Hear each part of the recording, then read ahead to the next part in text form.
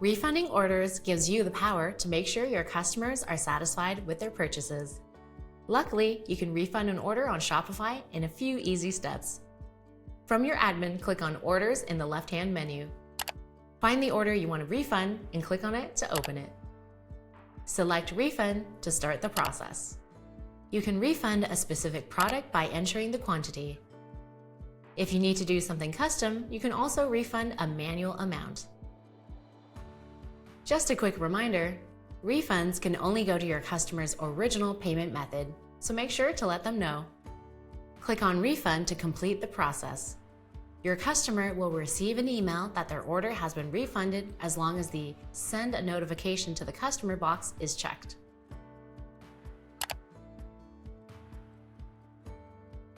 And that's it! Refunding an order on Shopify is a quick and easy process that can help you maintain a loyal customer base. For more information on everything shown in this video, visit help.shopify.com.